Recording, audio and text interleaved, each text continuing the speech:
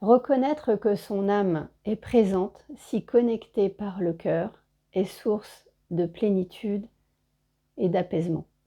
Et oui, nous ne sommes pas seuls, oui, nous sommes accompagnés, nous sommes coachés par notre âme.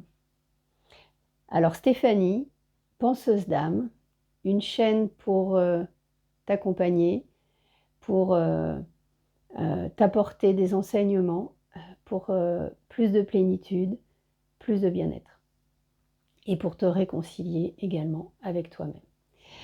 Alors, cette vidéo est la suite de la précédente et a vocation à aller un petit peu plus loin sur la connaissance de l'âme. Donc, on a vu la dernière fois que l'âme est le siège des compétences acquises au fur et à mesure des incarnations. C'est un outil complexe, c'est une sorte d'interface entre les êtres incarnés ou l'être incarné, suivant du point de vue où on se place, et la conscience. Voilà. Et donc aujourd'hui, la question que je leur ai posée, en fait, c'est en quoi l'âme est multidimensionnelle et comment est-ce qu'elle interagit avec les différentes parties incarnées de l'être. Donc l'âme, elle est en contact avec tous les êtres où elle s'est incarnée et simultanément. En fait, l'âme, elle a cette capacité à pouvoir transcender toutes les fréquences, en fait. Elle passe au travers de tout, elle capte tout et elle peut tout intégrer sur les différents plans fréquentiels. L'âme, c'est comme un réseau intranet, donc un réseau de communication qui lui est propre. L'âme, elle va envoyer des informations vers les êtres incarnés et elle va récupérer en fait tout un tas d'informations et particulièrement celles en lien avec les expériences vécues euh, et les compréhensions associées pour pouvoir effectivement les intégrer. L'âme, lorsqu'elle va influer sur les différentes incarnations, elle influe avec une cohérence d'ensemble pour pouvoir eh bien, avoir intégrer des compétences complémentaires, donc des compréhensions complémentaires. Et donc, elle est en charge d'assurer cette cohérence d'expérimentation. Alors si c'est profitable au niveau de l'âme, ça peut être par contre très inconfortable et très désagréable au niveau de l'être incarné. Puisque une âme, elle va chercher à avoir des expérimentations et des compréhensions complémentaires, donc les différentes facettes d'une problématique. Et donc, par exemple, sur la problématique de la perversion narcissique, elle va vouloir comprendre d'un côté le point de vue du pervers et de l'autre côté le point de vue de la victime. Et donc il va y avoir par exemple et notamment des incarnations en fait dans des êtres de chaque côté de la problématique. Voilà. Donc on voit bien ce que ça peut donner au niveau de l'être. Et donc effectivement, ça peut complexifier et alourdir les expériences pour les êtres qui sont concernés.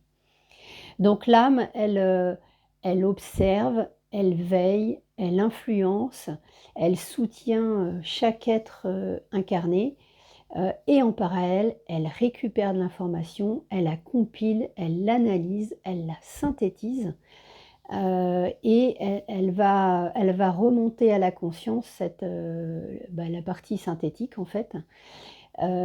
Et la conscience va alors pouvoir interagir vers les êtres en passant par l'âme en fait. Hein. Donc son interlocuteur à la conscience finalement c'est l'âme et l'âme elle va interagir sur les êtres. Donc on peut dire que l'âme c'est un organe de supervision dématérialisé. Alors, j'ai demandé également qu'est-ce qui fait du bien à l'âme et qu'est-ce qui lui nuit?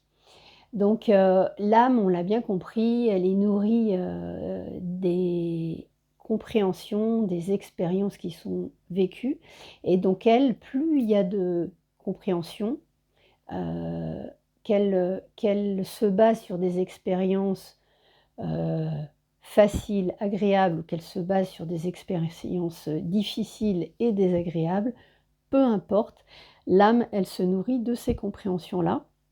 Donc plus il y a de compréhension qui s'opère et plus elle évolue. À l'inverse, les refus d'obstacles, les dénis de compréhension, heu vont la ne vont pas la nourrir. Ils vont ralentir son évolution et suivant le cas, ils vont nécessiter, soit de la reprogrammation d'expériences pour le même être, celui qui a refusé l'obstacle, en fait, qui est passé à côté ou qui n'a pas compris. Soit, si sur l'ensemble de l'incarnation, la compréhension ne se fait pas, l'âme va, finalement, interagir pour reprogrammer, une, une incarnation avec des expériences similaires jusqu'à ce il y ait la compréhension, adéquate. Alors ce qui est intéressant, c'est que, l'âme, elle a aussi besoin d'une certaine maturité pour, intégrer, les compréhensions associées à ces expériences. Et à des moments donnés, ça peut être l'âme qui freine, la compréhension parce que finalement elle n'a pas la maturité, nécessaire. Donc l'âme, même si il y a eu beaucoup de parallèles de faits avec, le matériel informatique pour qu'on comprenne bien, l'âme en fait, elle est vivante et c'est un dispositif, vivant, complexe, avec ses propres, mécanismes, ses propres, caractéristiques et ses limites. Et donc, les êtres, que l'âme incarne n'ont pas la responsabilité à 100 des compréhensions. Il y a aussi une partie qui se joue, au niveau de l'âme.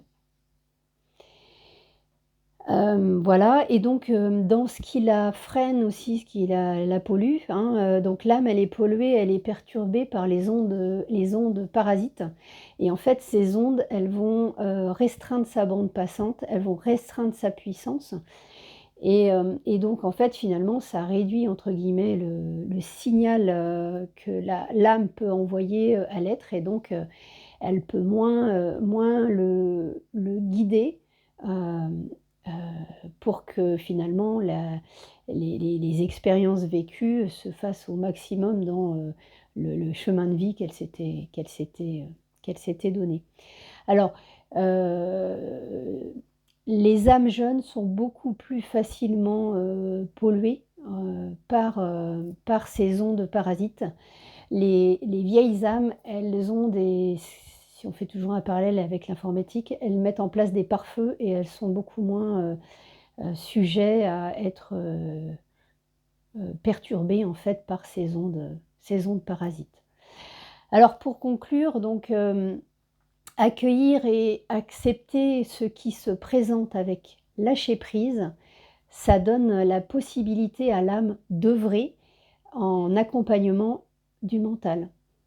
Et à l'inverse, si ce n'est pas le cas, s'il n'y a pas ce lâcher prise en fait, le mental il va agir seul ou il va pas agir en fait, hein, suivant le cas de figure et dans tous les cas ça se fait, dans le brouillard et donc ça induit des trajectoires qui sont, imprécises et qui sont hasardeuses. Voilà. Donc pour résumer, également, donc écouter son âme, c'est gagner du temps, c'est fluidifier son parcours de vie et c'est s'économiser. Voilà. Donc je vous remercie de m'avoir écouté.